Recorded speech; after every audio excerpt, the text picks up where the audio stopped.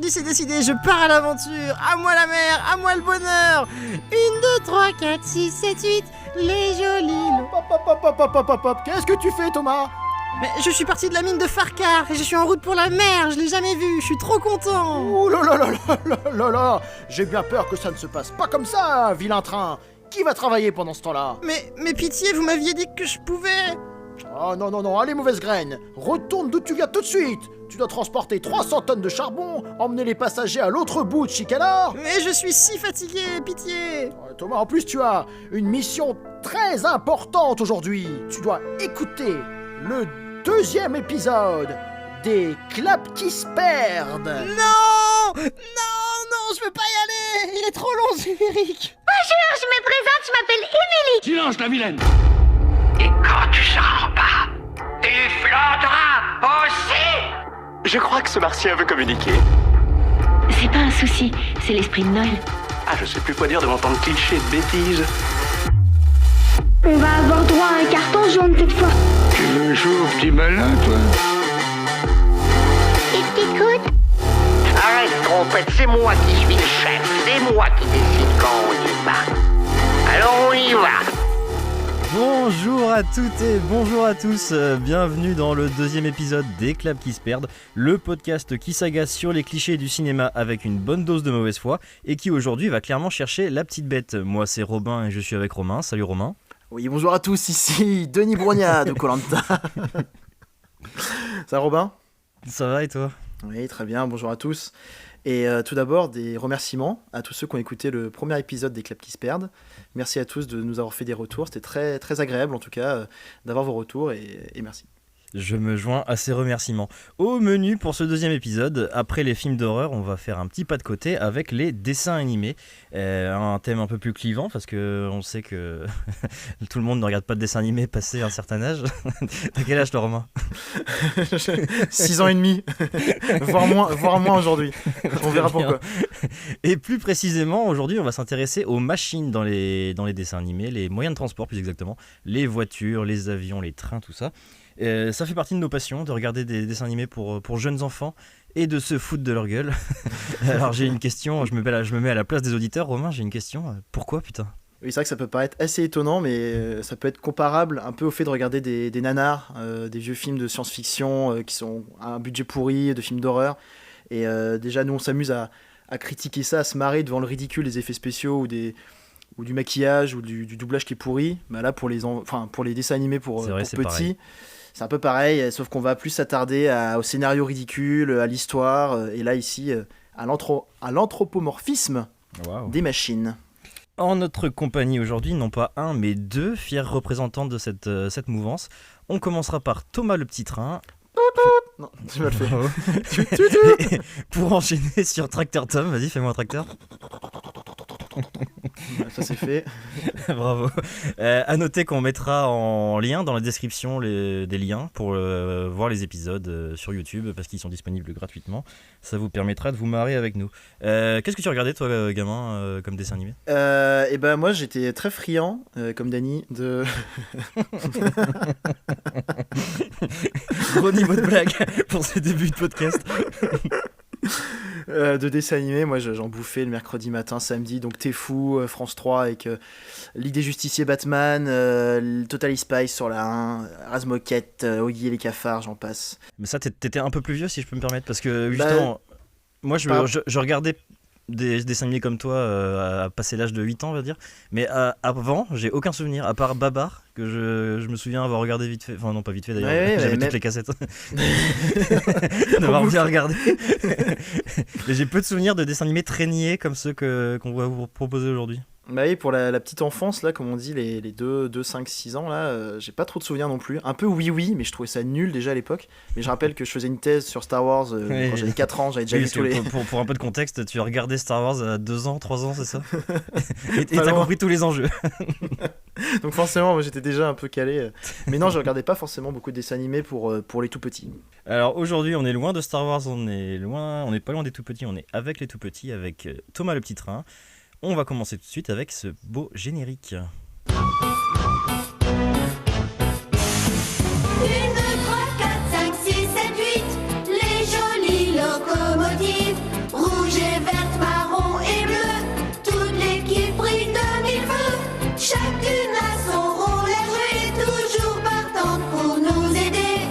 Avec Thomas et ses amis, la vie nous sourit. Bienvenue à Chicalor, petite île fictive de l'ouest de l'Angleterre, peuplée de montagnes, de ports et surtout de son réseau ferré parfaitement au taquet, puisque oui, ce sont des trains qui vivent là-bas. Des trains, mais pas que, parce que qui dit train dit rail. Il faut donc aussi des humains, et les humains vivent à Chicalor en compagnie des trains. En compagnie, c'est un grand mot, puisque les trains sont les esclaves des humains. Ça s'inscrit dans une histoire bien plus vaste que ça. Raconte-nous un peu, Romain, l'histoire de Thomas et ses amis, Thomas le Petit Train. Alors, Thomas le Petit Train, c'est un univers créé par un Britannique passionné de chemin de fer, c'est pas étonnant, qui se prénommait c'est un révérend, le révérend Audrey, à la fin des années 40. Alors il s'est inspiré de modèles de locomotives et de trains du début du XXe siècle. Par exemple, le héros, la Thomas, c'est un modèle de locomotive de 1915. Bravo. Alors c'est peut-être un détail, mais on verra que c'est un peu le monde dans lequel aussi ils évoluent ces années-là. Et ensuite, après le succès de la publication des histoires en bouquin, ça a été adapté en série au début des années 80. C'était tellement un succès que, petite anecdote, le premier narrateur de cette magnifique série, c'était Ringo Starr, des Beatles, le batteur des Beatles. Donc, c'est assez dingue quand même. Et après plus de 500 épisodes, ça continue de tourner entre guillemets, mais en 3D. Il y a des films qui ont été adaptés, ça a été adapté en film, ça a même été après en produits dérivés. Et voilà, on peut même voir Thomas le Petit Train dans le premier Ant-Man. Tu vois. Ah, c'est vrai ? Tellement c'est dans la culture populaire, Thomas, Incroyable. Il est partout. Je rajoute une anecdote, c'est que le mec qui a fait ça était tellement dans son délire qu'il a fait un livre entier sur l'histoire du peuple et de la géographie de Chicalor que je vous invite à lire. Vous mettrez dans les commentaires ce que vous en avez retenu. Le meilleur ami de Tolkien, je crois. On est donc parti pour cet épisode intitulé La balade de Mavis et c'est parti. On nous présente donc la carrière de Farquhar.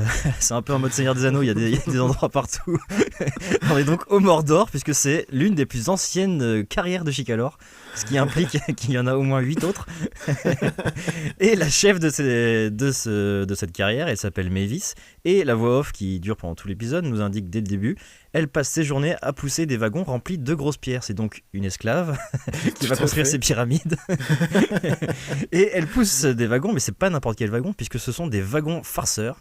En langue humaine, ce sont des wagons casse-couilles qui jettent les pierres par terre et qui veulent pas travailler en fait. Ouais, c'est ça. Et comme dans chaque épisode, donc on va voir notre petit héros Thomas, donc une petite locomotive de 1915, comme je disais, et qui va avoir comme une mission à réaliser. Ça va être de livrer une commande au port, P-O-R-T. Avec en sa compagnie pour cet épisode un antagoniste, j'ai envie de dire, un ennemi qui s'appelle Diesel et qui est une locomotive diesel évidemment. Comme quasiment chaque épisode de Thomas le Petit Train, le déclencheur de l'histoire, c'est qu'ils se détestent entre eux et qu'ils sont très jaloux. En l'occurrence, Thomas et Diesel, donc la locomotive Diesel, ils s'embrouillent juste pour savoir qui va être devant sur la livraison. C'est ça, alors Thomas il va tout de suite gueuler sur Diesel qui est plus âgé que lui, qui est censé être un peu son mentor peut-être. Il lui dit ouais c'est logique, on est chez moi, c'est ma ligne. Ça s'insulte. Diesel va rétorquer ouais mais t'es le moins costaud, ta place est à l'arrière. Et puis il fait une petite remarque assez pinçante là, quand on demande à un Diesel de donner un coup de roue, c'est pour qu'il soit le chef. Voilà. C'est ça, et Thomas il dit ouais mais je peux le faire, et l'autre il dit laisse-moi rigoler, connard. Il n'y a pas le connard, mais il y a le microbe à vapeur qui est une belle insulte aussi. Donc l'épisode commence comme ça et en fait comme tu dis ils arrivent en se disputant auprès de Mavis qui dit encore un truc esclave, arrêtez de vous plaindre, moi je dois travailler à la carrière tous les jours, vous pouvez profiter du reste de l'île, j'adorerais aller à la plage. Et donc là, pour le début de l'épisode, Thomas va se lancer dans un coup de poker. Il va tenter une proposition. C'est ça, en fait, on croit gentil au début. Voilà, exactement, mais évidemment, il y a un truc qui est caché. Il va tenter d'évincer son pire ennemi Diesel en proposant à Mavis de l'accompagner pour faire la livraison, justement. En fait, il lui dit est-ce que tu peux m'accompagner ? Donc l'autre, au début, elle dit ouais, je suis pas chaud. Mais Thomas, il dit bah non, mais vas-y, viens. Comme ça, Diesel, lui, il s'occupera de la carrière pendant ce temps-là. et des wagons connards en même temps, quoi. Diesel, qui est un peu plus âgé, peut-être un peu plus futé, rétorque et propose, et même Et impose même. et impose au final une autre idée. Ça va être que Thomas s'occupe des wagons farceurs et d'emmener Mavis avec lui faire C'est une ça, petite et il balade. impose tellement qu'en fait il laisse pas le choix parce qu'il pousse l'esclave là en mode allez on y va, hop, hop, hop, au revoir Thomas, merci beaucoup. Oh Il y a un hashtag MeToo là-dedans, là, c'est clair. Complètement. Et pendant beaucoup de l'épisode Et on en pendant tout parlera. l'épisode, en effet. Ouais. J'attire votre attention là sur un premier truc. On voit le premier humain qui est un, je sais pas comment on appelle ça. Toi l'expert ferroviaire, tu sais peut-être. Le mec qui Celui raccorde les trains là. Oui, un accordeur, je crois. Thomas donc prend le boulot de l'esclave et en partant, Mavis lui dit attention, tous les wagons doivent être prêts à 16h. Et il est 9h45. Il est 9h45. Il est 9h45, j'ai noté. Donc, putain de journée de travail, quoi. Grosse journée de boulot. Mavis et Diesel arrivent au port. Elle passe la meilleure journée de sa vie, clairement. D'ailleurs, c'est rigolo, là, il y a une autre grosse locomotive, encore une fois Diesel, qui passe à côté. Et c'est Et, le Docker. Mavis dit quel bonheur d'être ici, d'être à l'océan, d'être sur une voie qui longe l'océan. Et là, t'as le gros Diesel qui dit ah, tu peux pas savoir comme ça fait plaisir d'entendre ça. Je sais pas du tout pourquoi il dit ça. Je sais pas, ça me fait rire. L'esclave commence un petit peu à en avoir marre. Il a vu la mère, elle est contente. Elle commence à demander à son pote Diesel est-ce qu'on peut rentrer peut-être. Et l'autre, c'est le Insiste. ressort de tout l'épisode qui veut pas rentrer uniquement pour faire chier Thomas. Ce que j'adore, c'est vraiment il se déteste quoi. Oh non, on va rester encore un peu. Pendant ce temps-là, en fait, on a Thomas qui attend le retour de Mavis et de Diesel et qui bosse, mine de rien, quand même. Il va quand même mettre en place les wagons qui sont assez compliqués à vivre. Hein. Il est un peu avec des. Il avec vit des la vie petits- d'esclave. Ah ouais, c'est ça, pour la vie essayer. de Mavis. Et il pense revoir arriver justement ces deux compagnons. Et là, on va voir un nouveau personnage assez étonnant Toby, de son petit qui prénom. s'appelle Toby et qui a une particularité physique, c'est qu'il a 2 têtes. 2 têtes. Il a sa tête qui s'appelle Toby à l'avant et à l'arrière, il a une tête de wagon femme en fait. C'est ça, d'un sexe différent. Un peu comme Micha Mi-Chien, je sais pas si. Complètement. Pour ceux qui. C'est un peu l'hermaphrodite de la bande. Et du coup, c'est vrai que ça pose question, on en parlera peut-être plus tard, mais de comment ils sont foutus ces trains, parce que qu'est-ce qui se passe si t'enlèves la tête de la nana au bout du train, c'est une bonne question. Et Thomas lâche pas l'affaire, il veut toujours faire sa putain de livraison avec ses wagons farceurs. Et du coup, il propose à Toby de venir avec lui faire la livraison pour qu'il soit à 2 quand même. Et là, Toby dit un truc très intéressant. Il dit déjà, premièrement, je suis trop vieux. On y reviendra longuement plus tard. Qu'est-ce que Ok. c'est la vieillesse, oui, tout Et à surtout, il dit d'ailleurs, je dois ramener les mineurs chez eux pour leur dîner. fait. Germinal, bonjour. Petit plan sur les mineurs. Les Germinal à côté, ils sont au Club Med. Ils font la gueule. C'est un délire. Donc, oui, est-ce qu'il y avait possibilité de les emmener on ne Ah saura bah ça, jamais. c'est encore une question qu'on va évoquer plus tard, C'est c'est ça. le libre arbitre des trains. Complètement. À quel moment déjà, là dans l'épisode, c'est vrai qu'il choisit de changer, d'intervertir Ouais, leur complètement. rôle, et c'est assez incroyable, quoi. Juste pour faire un petit point de timing, il était 11h15 à ce moment-là. On vous rappelle que la livraison doit être faite à 16h. Du coup, pendant ce temps, on a toujours Mavis et Diesel qui parcourent l'île de Chicalor, et Diesel continue son petit numéro. Il insiste auprès de Mavis pour qu'elle reste avec lui. En fait, c'est vraiment pour mettre Thomas un maximum dans la mouise. Et ça marche, puisqu'il réussit à séduire Diesel en lui proposant d'aller voir un pont, d'aller voir en fait des endroits qu'elle a jamais C'est ça. Après, là, vus auparavant. il y a une petite vergence dans la force. Parce qu'au-delà de lui proposer de voir le pont, c'est un peu le genre de manager toxique parce qu'il veut la faire bosser encore. Elle veut revenir chez elle. C'est Et il lui vrai. dit non mais on peut encore travailler un petit peu. Ça va nous emmener au pont. Tu veux pas voir le pont quand même? Non mais c'est dingue. En plus, elle lui dit j'ai vraiment passé une journée exceptionnelle avec toi. Et en fait, à travers le travail, à travers le fait de transporter des marchandises, à travers le fait de faire le boulot de Diesel, quoi. Pendant ce temps-là, Thomas craque. Ça y est, c'est terminé. Il décide de partir tout seul faire sa livraison avec ses wagons. Il a une belle conscience professionnelle parce que bon, le temps file. Il doit être 15h28 et il se dit 16h, il faut que j'y aille. C'est pas possible. Et donc il décide de lui seul, on en reparlera, de quitter la carrière de Farcar. Un humain, l'attache au wagon officiellement. Et les wagons farceurs sont pires que farceurs, hein. C'est ça, un peu un c'est les wagons euphémisme. connards, Parce qu'ils disent oui, on va, t'auras rien à nous reprocher. Sauf que ça va pas se passer comme ça. Thomas, qui est donc tout seul pour tracter les wagons farceurs, monte en haut d'une colline. Pendant qu'il monte en haut d'une colline, les wagons freinent. Ils arrivent en haut de la colline et là, évidemment, pour descendre. Sauf que les wagons n'ont pas ne l'entendent pas de cette oreille. Donc Thomas dit « Freinez, freinez, freinez !» Et là, ils se mettent tous en chœur en disant « Non, accélérez, accélérons, allez, allez !» C'est ça. Donc là, on va plutôt faire une tentative de meurtre, c'est plus marrant. Donc il lance tout le convoi. D'ailleurs, derrière le convoi, je sais pas si Ah oui, t'as alors vu, ça, non, mais je bien ne sais sûr. pas ce que c'est. Il y a un Très wagon important. un wagon frein. Oui, alors ça Il sort s'appelle d'où, c'est un Michel fourgon. Le fourgon. Très drôle, très drôle. C'est le fourgon frein. Et d'ailleurs, il a pas de visage. Oui, non, mais qu'est-ce On que en c'est que ce parlera truc plus tard parce que la voix off, enfin le narrateur, il dit le fourgon frein fait tout son possible pour freiner le. C'est ça, mais il est pas vivant en fait. Eh ben oui, et du coup, est-ce que c'est un sans visage? Je ne sais pas. Mais en tout cas, ce n'est pas suffisant. Alors heureusement. Thomas manque de très peu d'emboutir Toby qu'on a vu C'est auparavant ça. là, le enfin, Grâce le à deux- un humain, puisqu'il y a un aiguilleur dans la petite gare qui sauve tout le monde au dernier moment et tout le monde freine, tout le monde s'arrête. les wagons déraillent pour la plupart.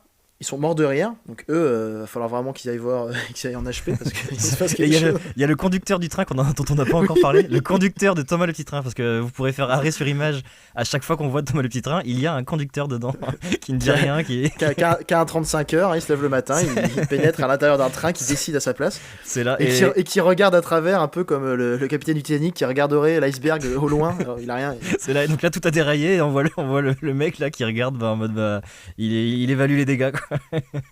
Quelques secondes plus tard, il y a Mavis et Diesel qui arrivent sur le Qui les comment on croisent en appelle ça, fait. la Ils, zo- revi- la ils zo- reviennent de leur la petite zone de la expédition. catastrophe. C'est ça, on s'approche tout doucement de la fin de l'épisode. Il y a un dernier coup de pute de Diesel. Pas très MeToo non plus, qui, devant l'ampleur des dégâts, dit à Thomas et aux humains ouais, mais c'est de la faute de Mavis, j'ai essayé de la faire rentrer, mais elle a jamais voulu rentrer, vous la connaissez. Donc elle est scandalisée. Là, on a l'arrivée du gros contrôleur, qui est un personnage récurrent et très important de ce monde, puisque c'est le patron, le chef. Moi, je l'appelle John Hammond de Jurassic Park, puisque il y a une ressemblance un petit peu avec Jurassic Park. Moi je l'appelle Emmanuel Macron. Un autre chef. Et ce contrôleur est là à chaque fin d'épisode pour donner la morale de l'histoire, pour engueuler Thomas, puisque c'est souvent Thomas qui fait C'est ça, des bêtises. c'est son unique but dans la vie, il engueule Thomas et il remet tout le monde au travail.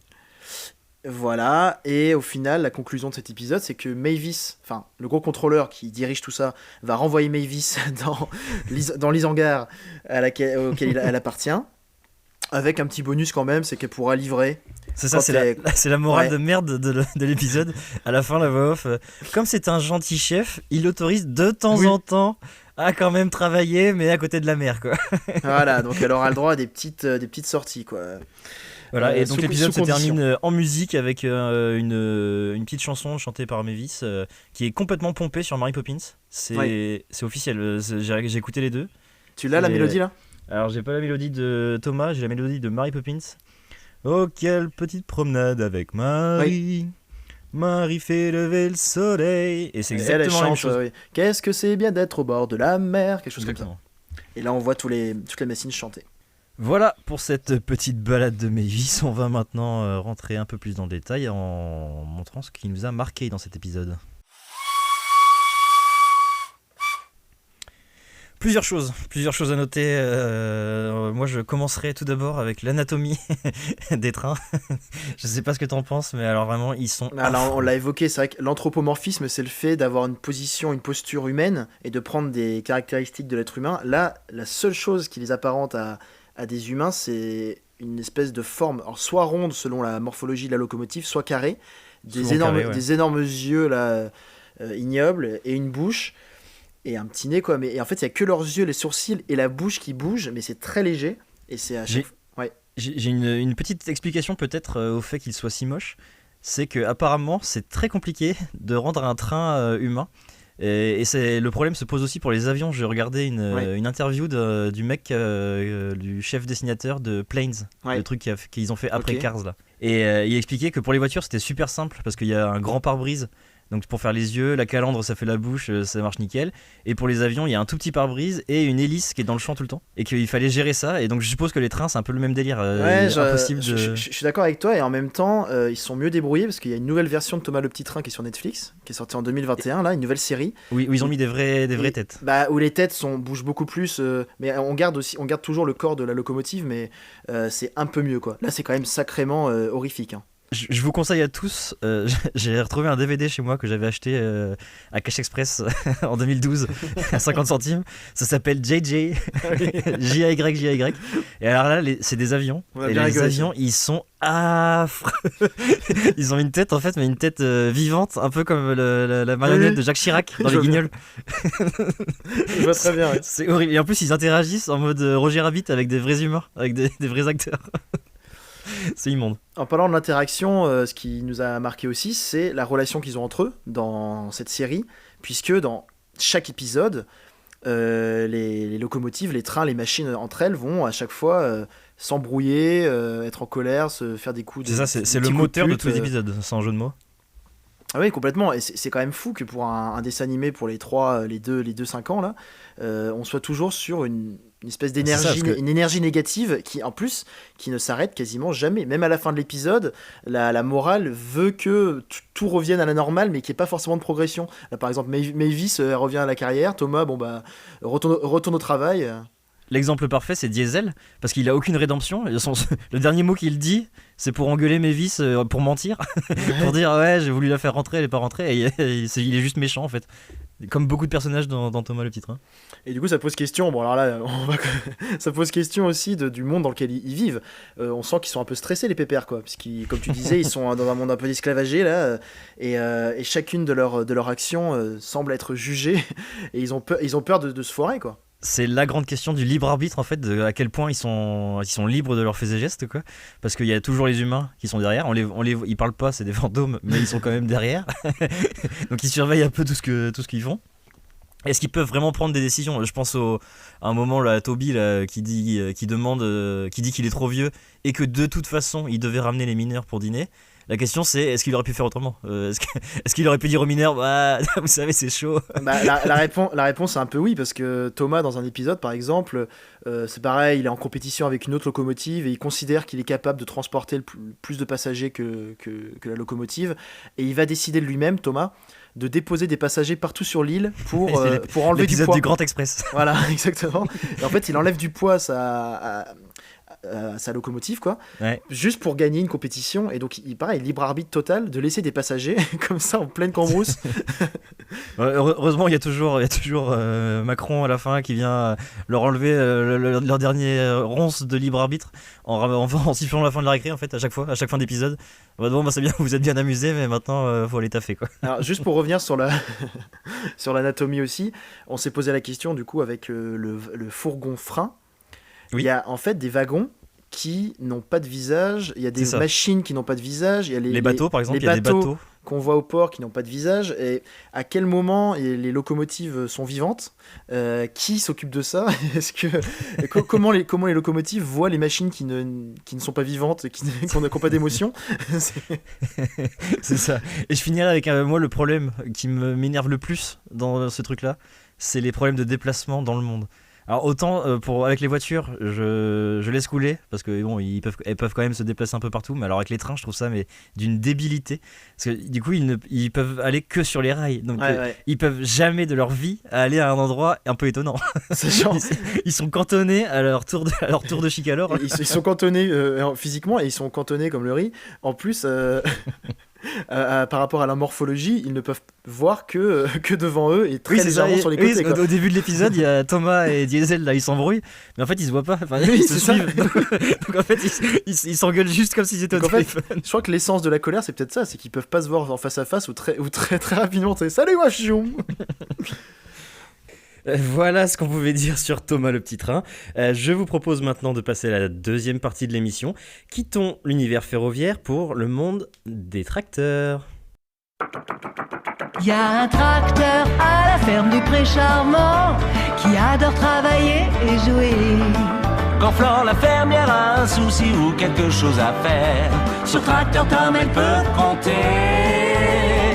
C'est Tom, Tom, Tom, Tom, c'est Tracteur Tom qu'on aime tous. Oui, c'est toi, Tom, Tom, Tom, Tom, ouah, Qui nous rend la vie bien plus douce. Nous voilà donc à la ferme du Pré-Charmant. Alors Romain, je ferme les yeux, mets-moi dans l'ambiance.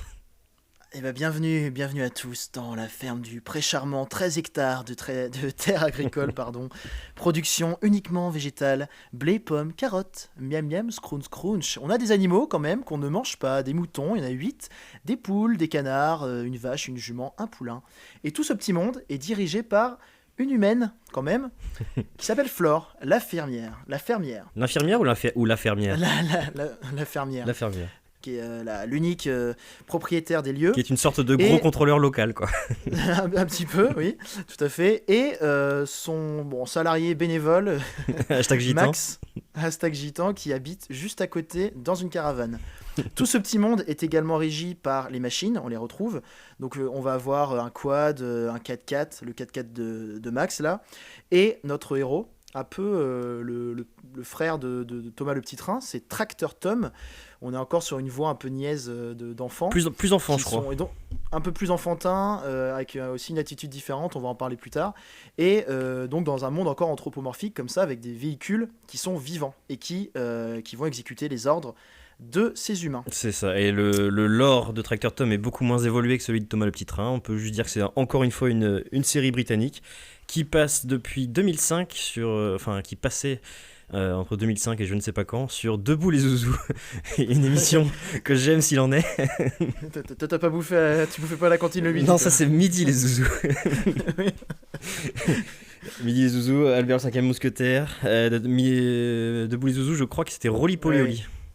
Non, oui, mais t'es fan de tout ça, moi je connais moins, sauf le mousquetaire. En tout cas, dans ce joli monde, d'ailleurs, je fais une petite aparté, parce que je parlais de John Hammond dans l'épisode de Thomas le Petit Train, là, parce que j'ai juste évoqué, mais il y a ce côté vraiment où, je trouve, en fait, le monde de Tracteur Tom peut exister dans le même monde que Thomas le Petit Train, je sais pas ce que t'en penses, on retrouve un peu les mêmes paysages. Alors le même paysage je te trouve très dur pour Thomas le Petit Train où il y a 1 milliard de montagnes, un port et la mer, alors que Tracteur Tom c'est des kilomètres de champs à perte de vue, mais oui, je te l'accorde, ça peut être les cousins un peu niais de Thomas le Petit Train. Un peu éloigné, mais il y a ce côté justement dirigé par les humains comme des créatures. Oui, tout à fait. Justement mi-animal, mi-machine, là on en parlera. C'est les cousins gentils. Bon, dans chaque épisode, en tout cas, il y a évidemment des petites problématiques qui vont subvenir dans cette ferme du Pré-Charmant. Et pour cet épisode, ça va être tragique. On va le voir tout de suite. Dramatique. Encore dramatique même, parce que encore une dure journée s'annonce à la ferme du Pré-Charmant. Du coup, Flore prépare la moisson, enfin de rentrer la moisson. Et il y a plusieurs petits trucs qui vont arriver. Déjà, on reste dans le thème, parce que première phrase du dessin animé à la ferme du Pré-Charmant, c'est encore une dure journée de travail qui s'annonce. Allez les enfants, allez debout. C'est parti. Et donc l'épisode commence par la quête secondaire un peu avec des moutons.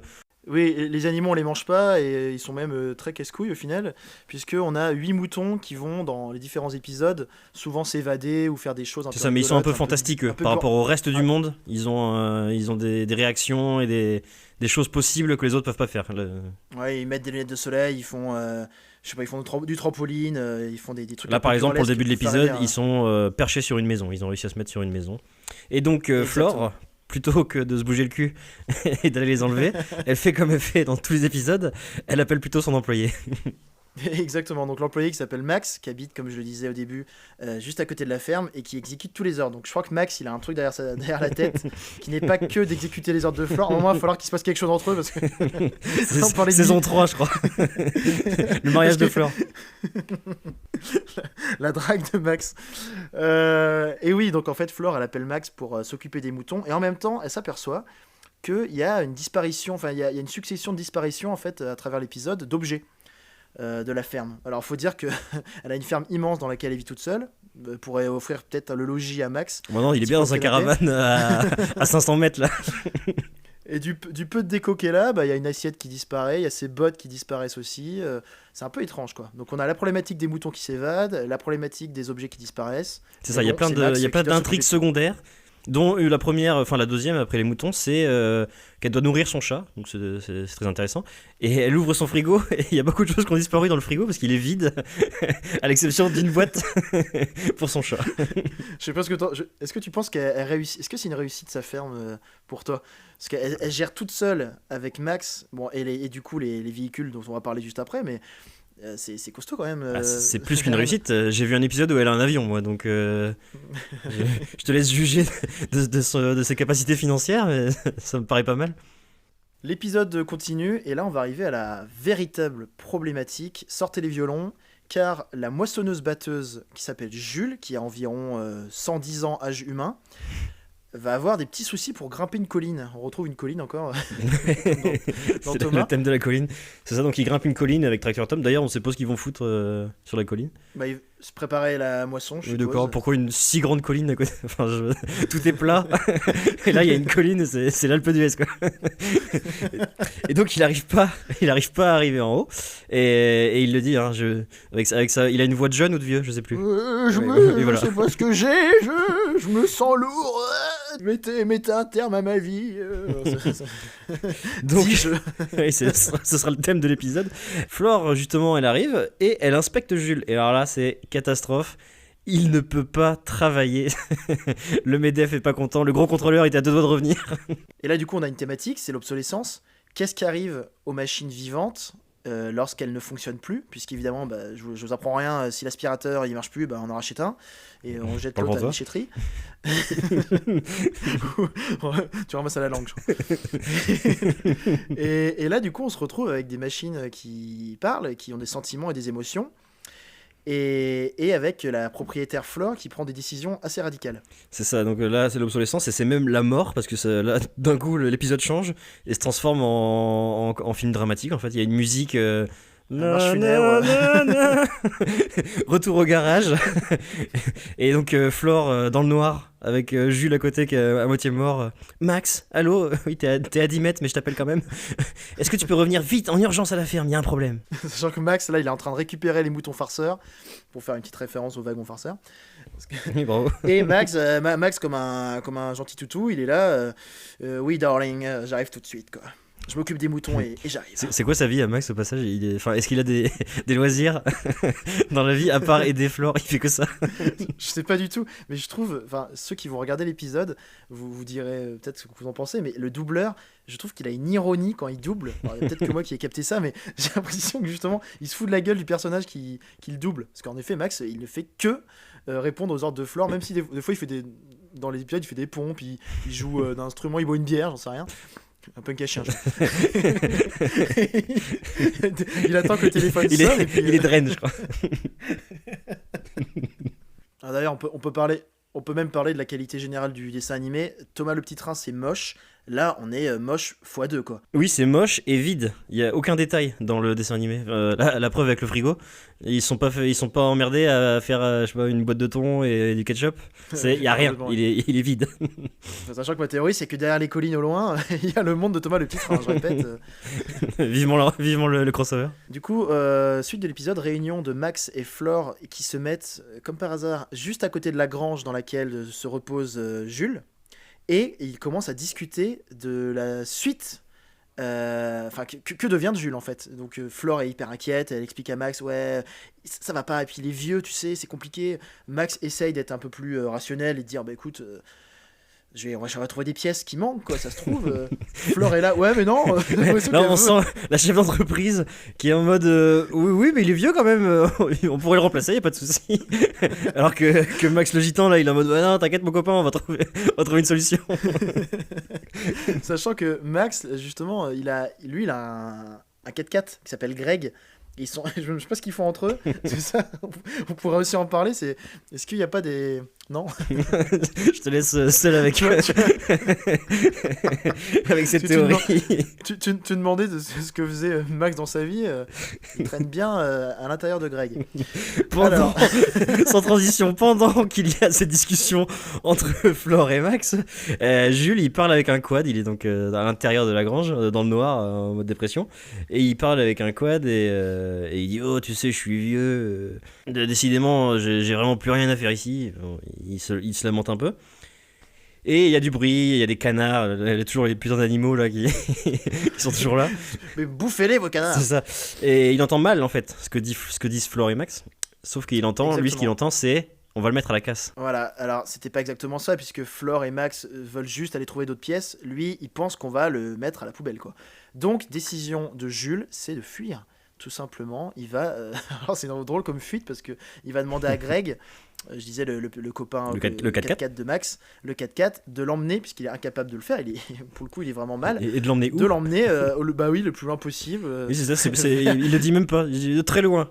Donc l'autre, il est en mode, ouais, d'accord. Greg emmène Jules. Sur une musique affreusement triste. Ah ouais, c'est affreux, ouais. Et on voit Jules qui pleure. Donc là, il y a des larmes qui incroyable ça. De ses yeux. Donc on en parlera pendant la conclusion, je pense.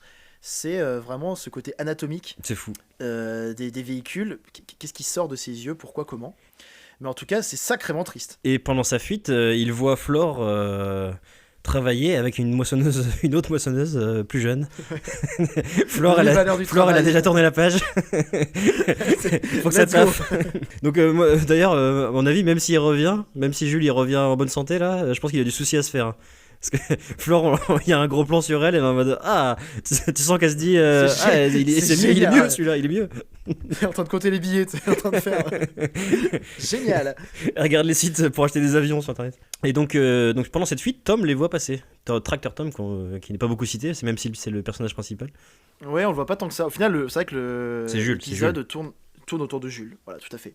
Tractor Tom voit qu'il y a Jules qui s'en va, il se pose pas trop de questions. On arrive bientôt à la fin de l'épisode puisque Max et Flore, peu de temps après la moisson finalement, après la grande réussite de la moisson, cherchent Jules, cherchent Greg, le véhicule.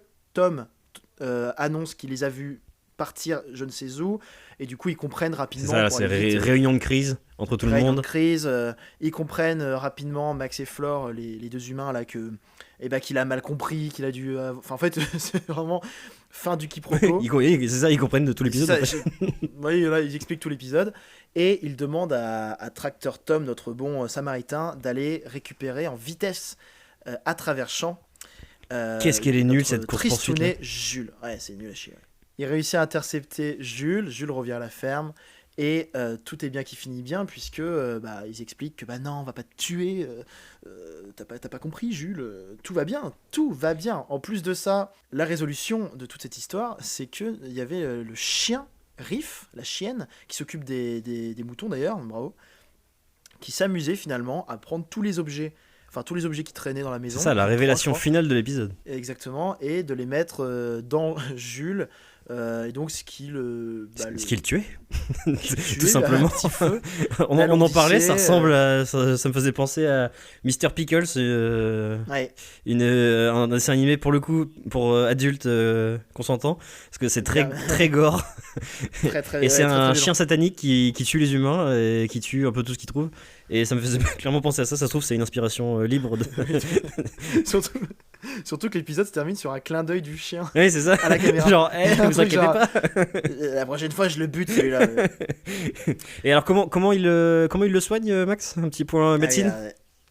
Oui, Max il prend un espèce de balai là, un truc pour enlever les araignées là, et il lui fait des guilis à Jules. Donc il fait un guili sur la comment on appelle ça sur la carlingue. La tôle là, ouais, ça, la carlingue, ouais, et ça fait rire Jules qui explose de rire. En fait, tous les objets s'envolent, il y a des violons qui partent dans tous les sens. Exactement. Et fin de l'épisode qui posera encore une fois la question de l'anatomie c'est-à-dire que tu lui donnes un coup de poing au truc c'est ça. Et fin de l'épisode, autour d'une tasse de thé, t'as une théorie sur les tasses de thé entre Flore et Max. C'est vrai. Oui, je t'en avais parlé.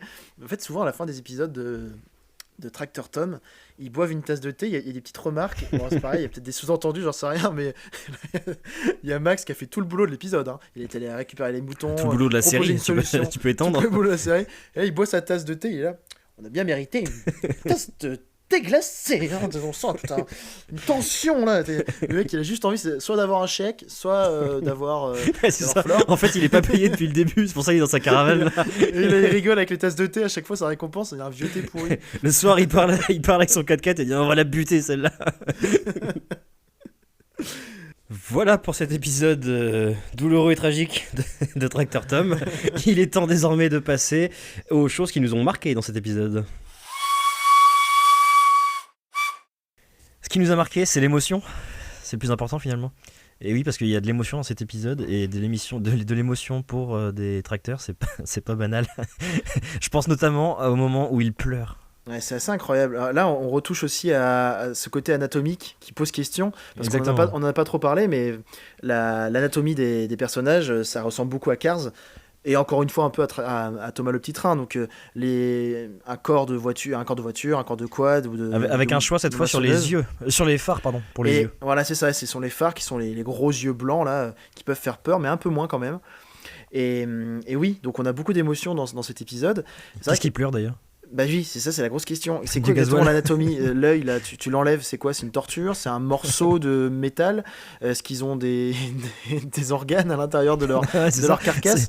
Est-ce qu'ils ont de la douleur, tout simplement ? Parce que je pensais à manier ses outils. C'est un peu un genre de Bob le bricoleur. Et il y a une scie dedans. Et je me dis, Oui. c'est quoi la torture quand elle scie quelque chose ? Et aussi, moi je pensais à Toy Story tout simplement, où on retrouve aussi un peu le côté anthropomorphique là, où t'as des jouets, genre même un téléphone vivant. Ouais. Qu'est-ce qui se passe ? À quel moment tu le tues, le téléphone vivant ? À quel moment tu tues Woody ? Est-ce que si tu lui coupes la tête, et sa tête est encore vivante, si tu le mets dans une boîte, si tu l'enfermes dans un cercueil, Woody, à quel moment il décède ? Et c'est pareil pour... Justement, ça amène à la mort en fait, parce que le thème de l'épisode au final c'est la mort. Il va peut-être mourir. J'ai peu d'exemples de machines qui meurent dans des dessins animés. Il y en a une quand même dans Cars 2. Mais oui, mais ça tu me l'apprends, alors vas-y. Il y a en fait le mentor du 1, je sais pas si tu te rappelles de Cars 1 là, j'ai pas trop vu, moi Doc. J'aime pas trop. Bref, son mentor au début de Cars 2, il est mort. D'accord. Mais ah oui, il est mort on notamment, anecdote fun fact qui est pas fun du tout, il est mort parce que son doubleur qui était Paul Newman est mort avant le truc, et fun fact numéro 2, le doubleur français est mort aussi en même temps. C'était qui ? Tu sais ou pas ? Aucune idée. Ok. Et oui, en effet. Et donc le doc là, il est mort, mort mystérieuse. Donc ils ont pas tranché. Oui, donc dans Cars, on ne sait pas. On ne sait pas comment il Non, meurt c'est pas du tout. officiellement. C'est mort mystérieuse. Parce que dans Thomas le Petit Train, on rappelle que c'est des espèces de gros carrés ou des gros ronds au bout de la locomotive. Est-ce que si tu détaches cette partie-là, en fait, tu enlèves l'âme ? et j'imaginais, tu sais, tu les accroches un peu comme dans le bureau de Dumbledore, tu accroches les énormes visages des locomotives et tu te retrouves avec des locomotives qui s'engueulent non-stop. À noter d'ailleurs que dans Thomas le Petit Train, il y a vraiment des morts. Parce que je crois que dès le premier épisode, il y en a un qui se fait emmurer vivant par le gros contrôleur. Je mets le contexte, il a peur de la pluie, le train. Et un jour, il sort par beau temps, et sur sa route, il pleut, donc il se cache sous un tunnel. Et après, il veut plus ressortir parce qu'il a peur. Et le gros contrôleur Macron, là, il arrive, il dit ok, très bien, tu veux plus ressortir, tu ressortiras plus. Donc il l'emmure vivant, et ça devient un fantôme. Et ça se trouve, ça répond à la question de qu'est-ce qu'ils deviennent. Ils meurent pas en fait. Donc là, Jules, la casse, pour lui, c'était un endroit comme une prison. Il allait jamais mourir, tu vois. C'était genre, ils sont encore pire que la ils mort. sont immortels. Ils sont immortels, les machins. Alors. Il y a aussi quelque chose qui diffère par rapport à Thomas, si on peut faire un peu la différence, c'est la relation avec l'humain. Dans Thomas le Petit Train, on disait il y a la colère, il y a la haine, la compétitivité, on va dire. C'est un peu l'émotion. Le leitmotiv. Le leitmotiv, ouais, c'est ça. Alors que dans Tracteur Tom, on n'a pas trop parlé du héros, mais on est plus sur des petits chiens qui répondent. C'est ça, c'est ce que tu disais, ta théorie des chiens et des chats. C'est Thomas plutôt des chiens et Tracteur Tom plutôt des chats. Non, alors c'est l'inverse du coup. Ah pardon. Thomas, on est plutôt. J'ai donc pas du tout compris la théorie. Non mais c'est ça. En fait, Thomas, on est plutôt sur des chats dirigés par les humains, mais qui sont quand même avec un fort libre arbitre. Si j'ai envie de faire tomber un truc de la table, je le fais. Si j'ai envie de changer de direction et de chier partout, je le fais. Alors que dans Tracteur Tom, ouais, on est plus sur des chiens ils feraient tout pour rendre service à leurs humains, quoi. C'est ça. Et maintenant qu'on est sur des thèmes un peu philosophiques, moi je ferai un petit point valeur-travail quand même. Là, pour rejoindre un petit peu les deux épisodes, qu'est-ce qu'ils apprennent les gamins ? C'est à travailler hein, quand même finalement. L'ensemble des deux séries sont très basées sur le travail quand même, je trouve. Et complètement, il y a un côté capitaliste terrible. Il y a fou, aussi une valeur au temps. Déjà la moisson, les saisons qui passent, il faut récolter, il faut travailler, il faut que ça fonctionne. Il faut produire. Ouais, et en fait, c'est même, par exemple dans Tracteur Tom, il y a quand même l'obsolescence, la problématique de Jules elle passe après la moisson. C'est tout con. Complètement, mais complètement, parce que- pourquoi oui. elle dit pas à Max, bah vas-y, regarde, en 2 secondes, d'ailleurs, il aurait trouvé la solution puisqu'il était bourré d'objets du chien. Et au pire, si c'était gentil, elle pourrait dire ouais bah lui il va à la retraite quoi, c'est pas grave. Oui, non, c'est ça. Et là, Là c'est non, genre non, mais le problématique c'est bon on va perdre de l'argent parce Ah, que c'est la chambre aujourd'hui. elle va pas tourner c'est pendant une journée. aujourd'hui qu'il faut moissonner, let's go, je le remplace. C'est les séries du Medef. Et dans Thomas le petit train, c'est pareil. La morale tourne toujours autour de la réussite des actes, des trains, enfin des tâches à réaliser, de la C'est ça. livraison, de transporter les passagers. Et oui, ça tourne pas trop autour de l'émotion et de l'amitié, quoi. Complètement, et je trouve ça fou pour des dessins animés pour jeunes enfants parce que moi j'ai des souvenirs de dessins animés genre Choupi ou j'ai oublié le deuxième exemple, Choupi, qui se passe dans des familles quoi, même Babar, ça se passe dans des familles, c'est des problématiques familiales. Petit ours brun. Ouais voilà exactement. Franklin aussi, Franklin c'est plutôt C'est mon des frérot, quoi. problématiques école, famille. Là ça a rien à voir, enfin je veux dire quel enfant va se dire ouais j'aimerais bien travailler à la ferme. Et bah, justement, Encore une dure journée de travail qui commence. des personnes qui deviennent Premier ministre à 34 ans, je crois. C'est donc un podcast politique que nous vous proposons aujourd'hui. Et il y a une dernière chose aussi qu'on peut évoquer dans les 2 dessins animés d'aujourd'hui, c'est un peu la loi de la robotique là. C'est ça, les 3 lois de la robotique. Et donc qui sont ne pas tuer l'humain. Alors ça déjà, on peut en parler puisque les wagons farceurs, Oui, ils ont failli tuer un humain. ils dégomment complètement cette loi, ils font le bordel comme ils veulent. La deuxième loi, ça va être... Obéir aux ordres, je crois. Ouais, c'est ça, d'obéir aux ordres des humains. Bon, ça, clairement, ils sont bons. Là, à part dans Tracteur Tom, et encore, c'est pas toujours le cas, dans Thomas le petit train, c'est n'importe quoi. Et la dernière, ça va être... Et là, c'est toute la problématique Jules, là. de Jules, c'est de se sauver. Enfin, en tout cas, c'est de... Que le robot prenne soin de lui, quoi. Et C'est ça. Tant que ça n'interfère pas avec les 2 premières règles. Donc, faut que le robot se sauve sans tuer d'humain, quoi, en gros. Et donc, ça pose un peu la question, et c'est ce qu'on disait avec l'anatomie, est-ce que ce sont vraiment des robots dans Tracteur Tom et dans Thomas le petit train? Est-ce qu'on n'est pas plutôt sur des espèces C'est des animaux. d'animaux? C'est un C'est peu ça, genre Grievous, tu vois. Un peu le général Grievous dans Star Wars, avec des yeux et juste une petite partie d'anatomie, et le reste, t'as une grosse machine derrière, quoi. Juste pour les lois de la robotique, ça a été créé par Isaac Asimov. On l'avait oublié de le dire, je lui rends hommage. Félicitations. Voilà ce qu'on pouvait dire sur les machines dans les dessins animés. Un petit dernier mot peut-être sur les trucs qui auraient pu marcher ou qui marchent de temps en temps dans les dessins animés. J'ai quelques exemples moi que j'ai trouvé et il y en a un qui va t'interpeller. Alors, tu veux dire les dessins animés avec machine, toujours? C'est ça, où les machines pourraient marcher quoi. Et j'ai Totoro. Ah. Et attention, pourtant Dieu sait que je ne suis pas fan du tout. Mais il y a le Chabus. Oui, Il y a carrément. le Chabus Ouais. qui est presque une machine, mais qui marche un peu. Et attends, je vois ta tête. Je vais en venir quelque part, t'inquiète pas. Il y a Transformers, où ça marche un peu parce que c'est des aliens, donc c'est pas vraiment des voitures. Et il y a Robocar Poly. Je sais pas si t'as déjà regardé un épisode de Robocar Poly. Non, mais tu m'en parles chaque jour. Que Dieu fait. Ce sont des voitures aussi, mais les 3 ils ont un comment dire, un point commun, c'est qu'en fait ils peuvent se transformer en autre chose que des voitures. Le chat c'est un chat, Transformers c'est des aliens, ils peuvent faire ce qu'ils veulent, et dans Robocar Poly ils peuvent se transformer quasiment en humains. Ils ont des mains, ils ont des pieds, donc ils peuvent se sortir de cette situation voiture quoi. Oui, carrément. Et en fait, c'est un peu comme ça qu'ils ont évolué un peu les séries avec des véhicules qui parlent. Ah, complètement. Parce que je pense Même que c'est trop dans dur. Bob le Bricoleur, la nouvelle version, là, je parle que des nouvelles versions, parce que les premiers Bob le Bricoleur c'était en vieille 3D moche, et là il y a plus le faciès est plus malléable, même les roues, et d'ailleurs dans le nouveau Thomas le petit train là, qui est nul d'ailleurs, ils sont sous extra à moitié. Parce que les autres sont super bons. Les trains peuvent carrément faire demi-tour sur eux-mêmes, tu vois, ils sautent. Du coup, changement de vie, j'en parle pas. Bah oui, c'est ça. Ils ont un libre arbitre encore plus exacerbé, on va dire. Et comme tu dis, oui, moi je valide totalement Totoro d'ailleurs. Mais oui, à partir du moment où les machines commencent à être de plus en plus humains, finalement, c'est plus on touche à quelque chose qui nous ressemble. Exactement. On lance un dernier débat avant la fin. Ghibli, c'est chiant, non? Ouais, non, je plaisante. Mettez vos commentaires parce que je suis un très grand fan. Répondre à ça. Voilà vraiment ce qu'on pouvait dire sur les machines dans les dessins animés. On espère vous retrouver très vite pour un 3e épisode. Merci à tous de nous suivre. Bonne journée, bonne soirée, à bientôt. Merci, au revoir et n'hésitez pas à commenter. Ciao ciao.